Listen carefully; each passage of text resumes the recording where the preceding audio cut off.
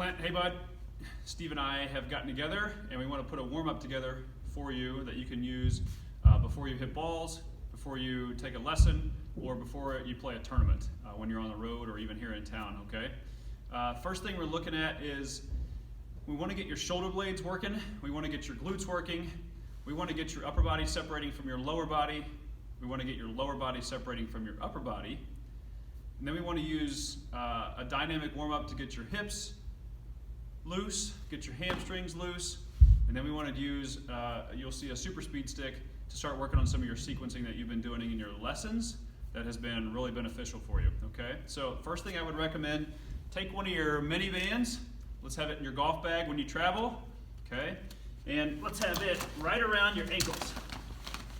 Second thing, you might need a little piece of tubing or some kind of, comes from physical therapy.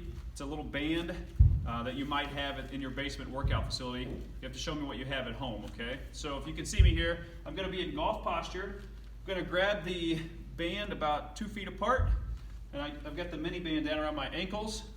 We've done this where you're working on glute strength, okay? So we're gonna work on good glute strength and good shoulder blade activation at the same time, where you're taking maybe 3 steps to your right, 3 steps to your left, coming back and forth.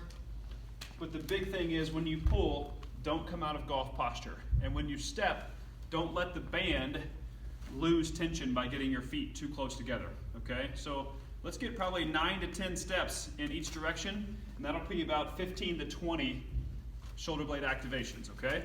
So that's gonna be the first piece. Second piece, you've seen us go through your dynamic warm-up here at Body in Motion. I want you to hug a knee to your chest. You can be walking with this, or you can just stay in place like I'm doing. Second one, gonna grab the ankle underneath the shoe so you can get a big stretch into your hips on the outsides here. And all of these, I would recommend getting 2 or 3 per side. Next one, let's work on getting a big stretch through your lats by coming into a split stance, interlocking your fingers, and just pushing straight up. And then you can alternate steps where you're working on pushing up. I'm feeling this in my hip flexors and in my lats at the same time, okay? Again, 2 or 3 per side. Next one here, if you're looking at it from the side, I want to see you hinge and reach. That's going to really start getting my hamstring and my glute turned on, getting the hamstring stretched out a little bit.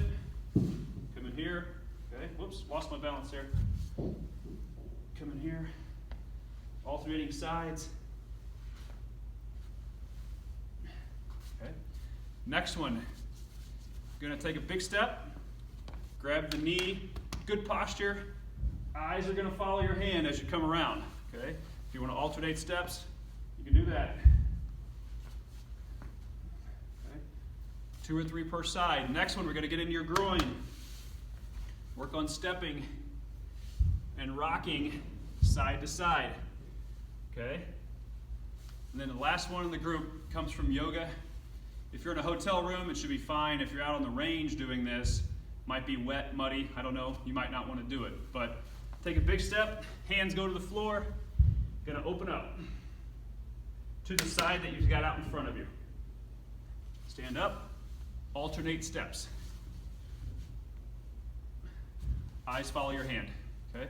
2 or 3 per side of every one of those.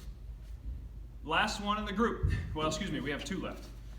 Take your driver, stand it up, arms extended, and as a lefty golfer, I want you to get your hips open into what would be impact position without letting your chest open up. Let your hips separate from your upper body. Same thing, backswing position, impact, backswing, impact, and my arms aren't collapsing, nor is my posture collapsing at any time, okay? And then the last one of the group, the step change drill that we use with Super Speed and the step change drill you've been using in your lessons with Steve. Club starts out in front of you, really working on creating some speed.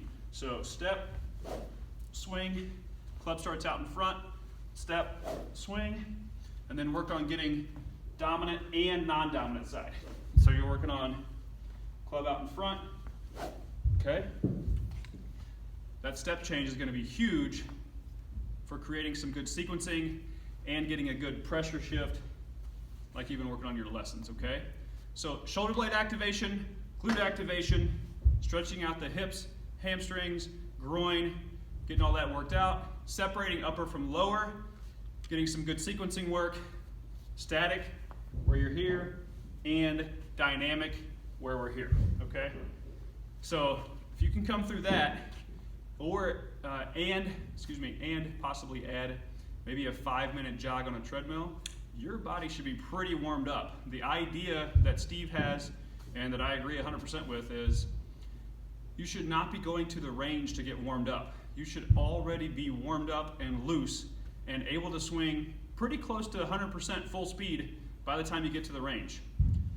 So this warm-up shouldn't take more than 10-15 minutes, plus maybe 5 minutes on the treadmill, getting in a jog, getting your heart rate up, breaking a little sweat, get ready, get out to the range, all right? If you have any questions, let me know. It's going to be a great way to get you ready for your summer, though, all right?